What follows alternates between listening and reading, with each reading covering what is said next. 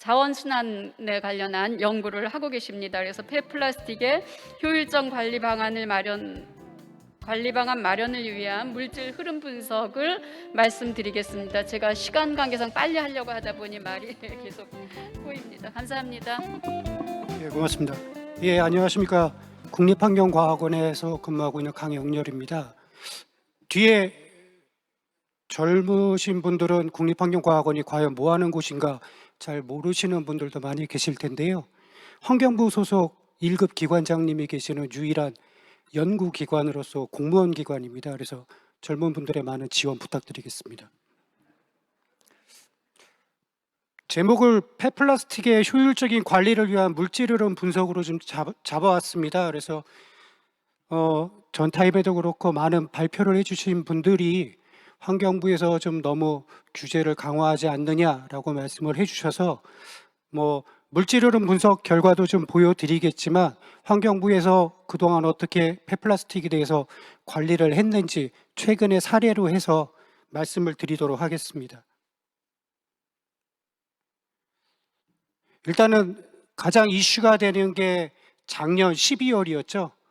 범정부 차원에서 탈플라스틱 사회 전환을 하겠다라고 해서 생활 중에서 플라스틱 모두 없애자라는 그 발표를 해주셨습니다. 그와 더불어서 올해 문재인 정부에서 탄소 중립 로드맵 2050 발표해 주셔가지고 나라 전체가 지금 많은 뒤숭숭한 얘기가 좀 많았습니다. 그 중에서도 환경부에서 탄소 중립 2050 실현을 위해서 폐기물에서 이만큼은 해줘야 된다라고 저희한테 의무를 주셨습니다. 그래서 그 부분에 대해서는 향후에 우리가 어떻게 할 건지에 대해서 좀 말씀을 드리도록 하겠고요. 원리는 간단합니다. 플라스틱 사용 많이 줄이고 폐기물 발생을 줄이고 그럼에도 불구하고 나온 폐기물들은 어떻게든 재활용을 할 수 있도록 방법을 만들어 보라라고 하시더라고요. 그래서 저희가 지금 국립환경과학원에서 2019년부터 2023년까지 해가지고 국내에 폐플라스틱이 발생될 수 있는 그러한 배출원에 대해서 과연 폐플라스틱이 어떻게 처리가 되고 재활용이 되고 환경적으로 어떻게 사라져가는지 한번 조사를 하고 있습니다.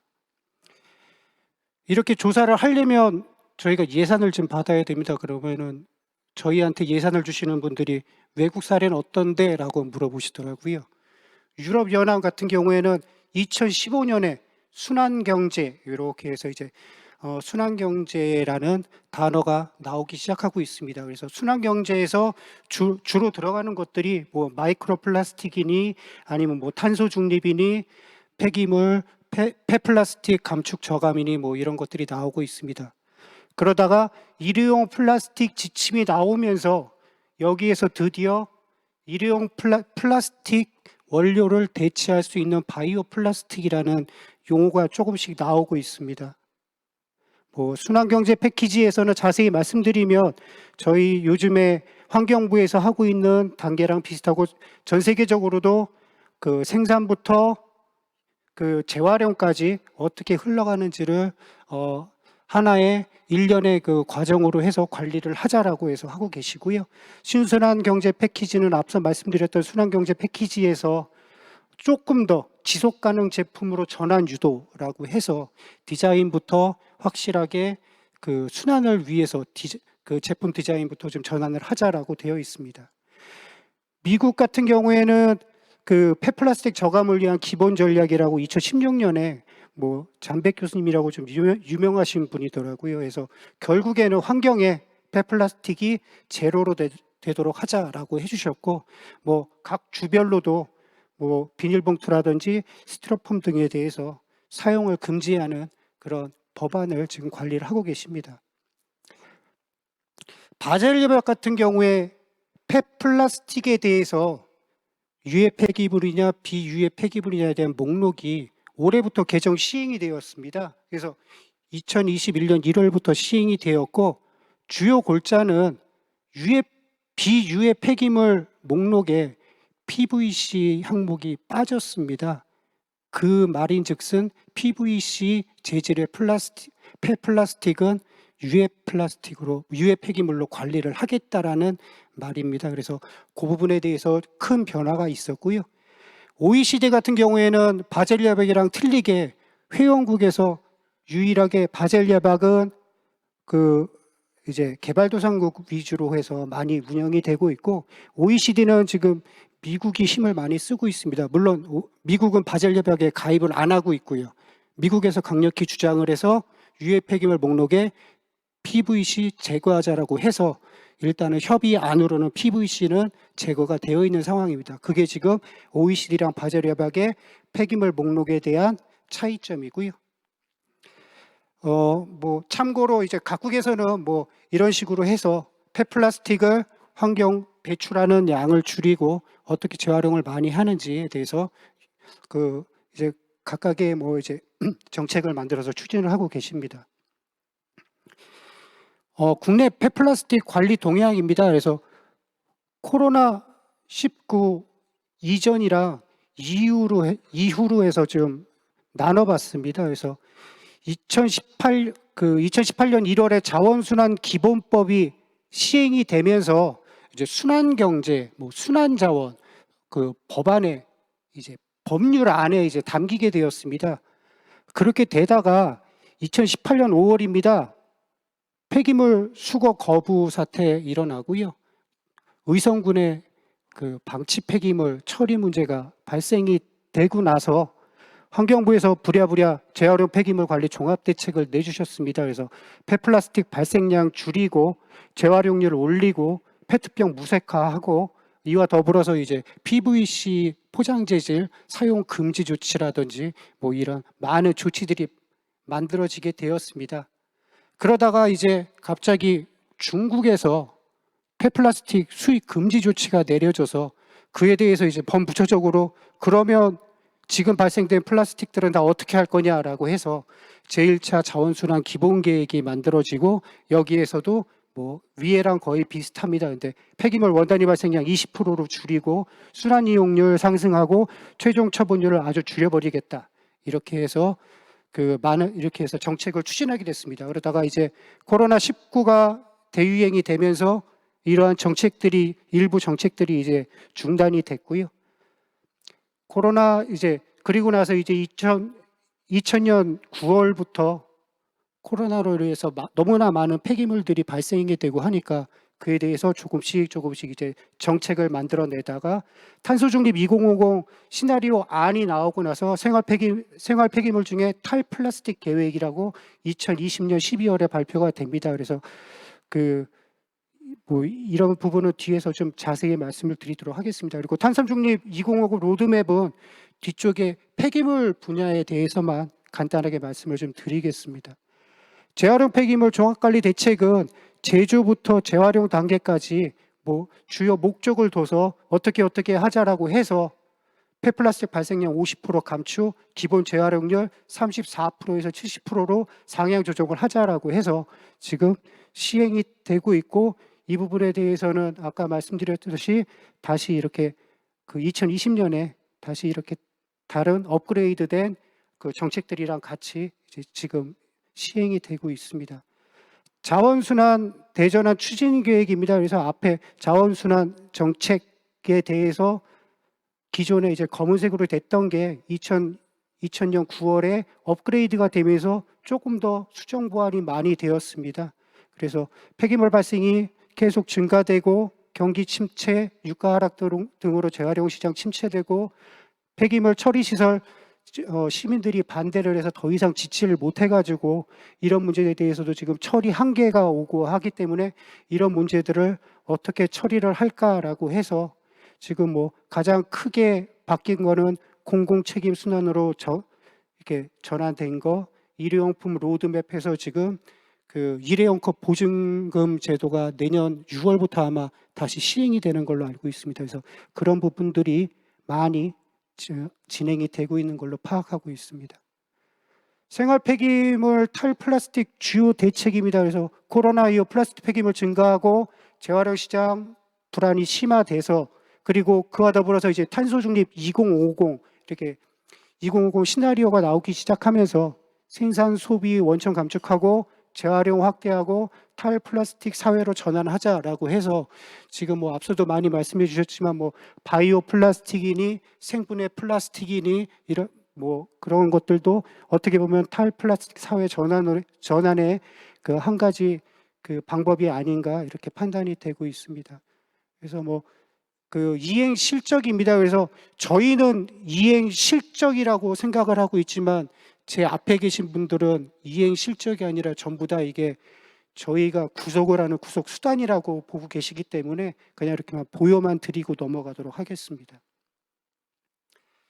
그 저희 국립환경과학원에서 폐플라스틱 물질흐름부서 앞서 말씀드렸듯이 5개년으로 해서 생활계 폐플라스틱, 사업장 일반 폐플라스틱, 폐차 폐가전, 건설 폐기물, 영농 폐비닐 해가지고 5개년 추진 계획을 세웠습니다. 그래서 각각의 생산, 소비, 폐기물 관리, 순환자원 차원에서 이 플라스틱, 폐플라스틱들이 어떻게 물질 흐름이 물질로 흘러가고 있는지 그 부분에 대해서 문제점 파악을 위해서 이렇게 계속적으로 조사를 하고 있습니다. 뭐 국내 폐플라스틱 생산량은 뭐 계속적으로 증가를 하고 있습니다. 그러다가 2017년부터는 뭐 어느 정도 이렇게 계속 이제 좀 정책이 추세로 있지만 점점 더 추가가 될 거라고 생각을 하고 있습니다. 그래서 주요 폴리에틸렌 PE 수지가 가장 많이 생산이 되고 있다 뭐 이런 부분이고요. 하지만 폐플라스틱 같은 경우에는 지금 2019년 공식 통계 자료 보시면 2018년보다도 훨씬 더 많이 증가가 되어 있습니다. 그리고 2020년이 되면 코로나 때문에 훨씬 더 많은 양이 통계 자료로 잡히지 않을까 지금 걱정을 좀 많이 하고 있습니다. 처리 현황을 보시면 69%가 재활용이 되는 걸로 이렇게 나와 있는데 69% 중에 대부분이 다 열적 재활용이라고 보시면 되고 물질 재활용은 거의 미미한 수준이라고 보시면 될 것 같습니다.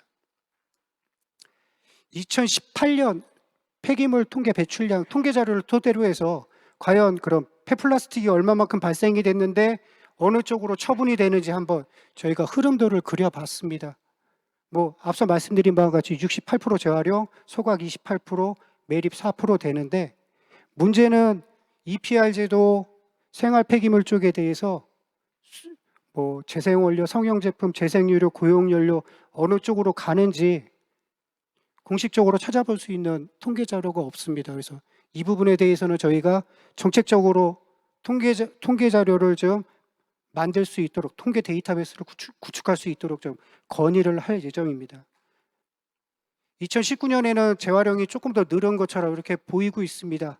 그래서 그러면 기존의 재활용 세부 통계 자료가 있는 다른 통계 자료를 활용을 해서 과연 어떻게 재활용이 되는지 보자라고 해서 사업장 폐플라스틱을 상대로 해서 저희가 물질 흐름을 이렇게 조사를 해봤습니다. 물질 재활용 비율 64.1% 이렇게 나와 있지만 원료 제조, 중간 가공 폐기물 제조, 중간 및 최종 제품 재사용 쪽으로 이렇게 흘러가는 것들은 뭐 거의 50대 50 뭐 이렇게 보시면 될 것 같습니다. 그래서 그렇게 많지 않고 사실은 사업장에서 발생되는 폐플라스틱이 재활용하기 가장 좋은 유형으로 폐기물로 이렇게 배출이 되기 때문에 어떻게 보면은 이렇게 좀 좋은 결과가 나오지 않았을까 이렇게 판단이 되고 있습니다. 2019년 자료입니다. 갑자기 물질 재활용 비율이 뚝 떨어졌습니다. 이렇게 보시면 고용연료, 제품 제조, 에너지 회수, 기타 쪽으로 이렇게 돼서 지금 이쪽으로 흘러가는 양이 작년에 비해서 현저히 많이 늘어났습니다. 그래서 점점 떨어지고 있고 지금도 뭐 대부분의 그 폐플라스틱에서 뭐 저희가 이제 생각하는 포장 용기라든지 뭐 이런 것들은 어떻게 보면 물질 재활용 쪽으로 많이 흘러가고 있는데 폐비닐류 같은 경우에는 거의 대부분이 시멘트 수송로로 들어가고 있다고 보시면 될 것 같습니다.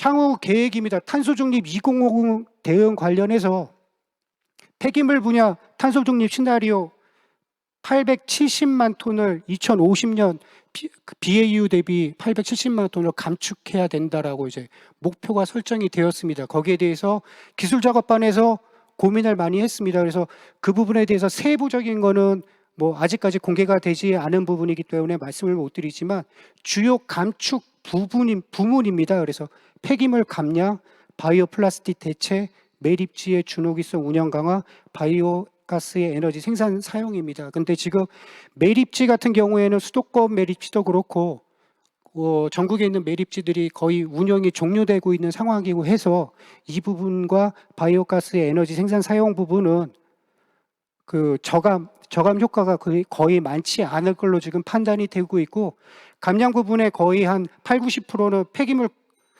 감량 부분입니다. 그래서 발생량을 감축하고 재활용률을 상향시켜야 됩니다. 그래서 이 부분 때문에 지금 환경부에서도 지금 많은 불만 불평이 있으시지만 포장 용기 재질 사용량도 감소를 시켜야 되고 뭐 이런 부분들이 여기에 지금 포함이 되어 있기 때문에 이 부분 때문에 지금 뭐 오늘 그 포럼도 이런 부분에 대해서 많이 논의가 되고 있지 않느냐 이렇게 생각이 되고 있습니다. 그리고 바이오 플라스틱 대체율이 지금 2050년까지 100%로 대체하겠다라고 얼핏 설명이 된 부분이 있는데, 지금 구체적으로 저희가 폐기물 분야에서 목표하고 있는 거는 지금 현재 단순 소각 처리되는 플라스틱 제품의 원료입니다. 그래서 일회용 포장재라든지 비닐봉투 이런 것들이 지금 이제 수거가 돼서 소각이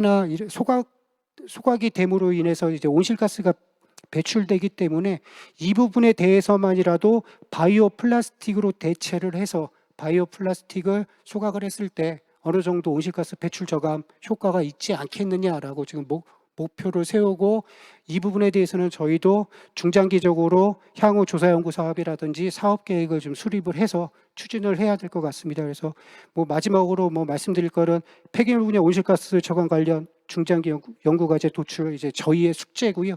이렇게 돼서 탄소 중립 2050 목표 달성이 저희 대한민국 정부의 향후 가장 큰 숙제가 아닐까라고 해서 빨간 글씨로 한번 써봤습니다. 감사합니다.